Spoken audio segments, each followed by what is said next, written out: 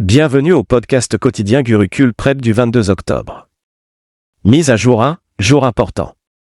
Journée internationale de sensibilisation au bégaiement, 22 octobre. La Journée internationale de sensibilisation au bégaiement est un événement annuel organisé le 22 octobre.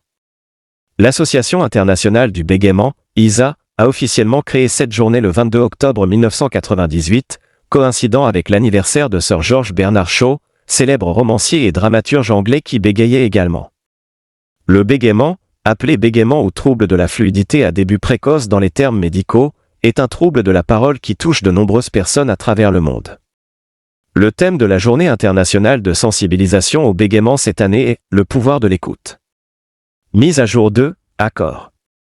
Le Karnataka et l'Australie signent un protocole d'accord pour l'énergie propre. Karnataka Renewable Energy Development Limited, CREDL, a signé un protocole d'accord avec le Smart Energy Council d'Australie.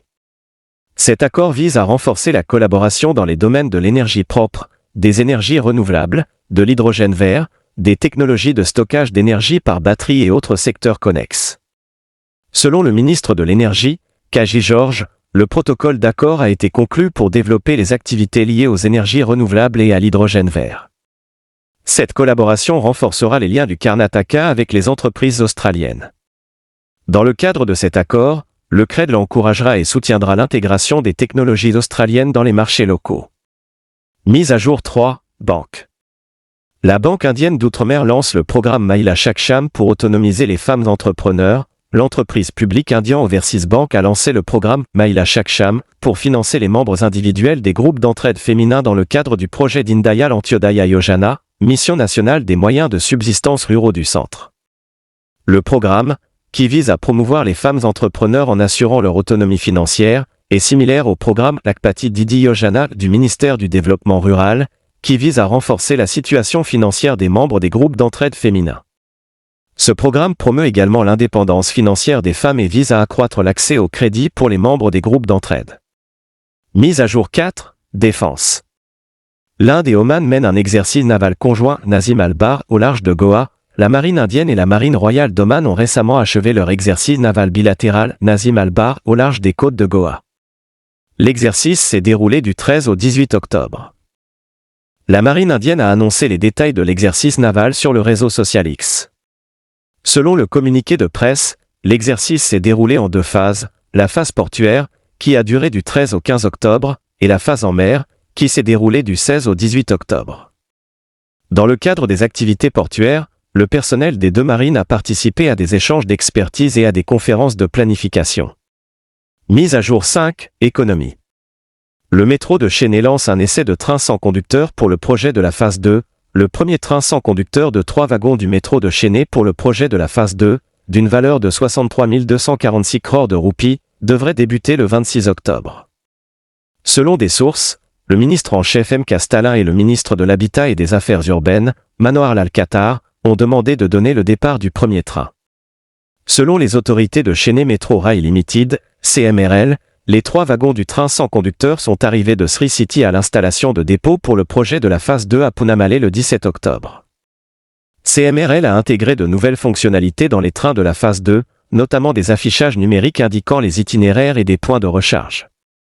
Mise à jour 6, internationale. Subianto annonce le plus grand cabinet jamais formé en Indonésie. Le nouveau président élu de l'Indonésie, Prabowo Subianto, a dévoilé le plus grand cabinet du pays avec 109 membres, symbolisant sa promesse de former un gouvernement fort.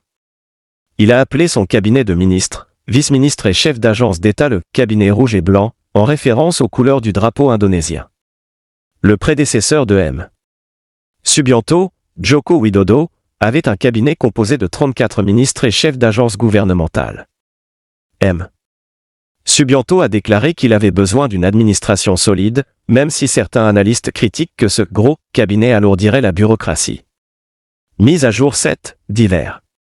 Saharanpur, Rewa et Ambikapur, les aéroports inaugurés par le PM Modi. Le Premier ministre Narendra Modi a virtuellement inauguré 3 aéroports en Inde, Surguja au Chhattisgarh, Rewa au Madhya Pradesh et Saharanpur en Uttar Pradesh. Les aéroports ont été construits dans le cadre du programme de connectivité régionale du gouvernement central, RCS, UDAN, UDEDHKAM Nagrik, et les opérations de vol devraient commencer bientôt. Le gouvernement du Chhattisgarh estime que cette connectivité aérienne facilitera l'accès des résidents de Surguja et des districts voisins tels que Jashpur, Surajpur, Balrampur, Korea et Manandragar Shirmiri Bharatpur aux grandes villes du pays. Mise à jour 8, nationale. L'Inde double la subvention pour renforcer l'éducation dans le secteur des plantations au Sri Lanka. L'Inde a augmenté sa contribution à 172,25 millions de roupies pour soutenir l'éducation dans les districts des plantations du Sri Lanka pour les Tamouls d'origine indienne. Santosh Jha, haut-commissaire indien au Sri Lanka, et J.M. Tilaka Jayasundara, secrétaire du ministère de l'Éducation, des Sciences et de la Technologie du Sri Lanka, ont signé et échangé des lettres diplomatiques pour formaliser l'accord. Le projet prévoit l'amélioration des infrastructures de 9 écoles des plantations identifiées par le gouvernement du Sri Lanka.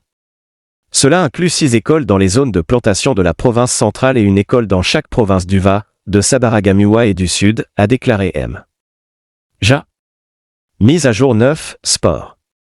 Bala Devi devient la première indienne à marquer 50 buts internationaux. Bala Devi, la « machine à but » du football féminin indien, est entrée dans l'histoire en devenant la première femme indienne à marquer son 50e but international contre le Pakistan lors du championnat féminin SAF 2024 au Népal.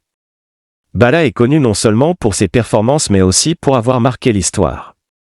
En 2020, elle est devenue la première footballeuse indienne à signer un contrat professionnel avec une équipe européenne. Elle a rejoint le Rangers WFC, l'équipe féminine du club écossais Rangers FC, marquant une étape importante dans le football indien.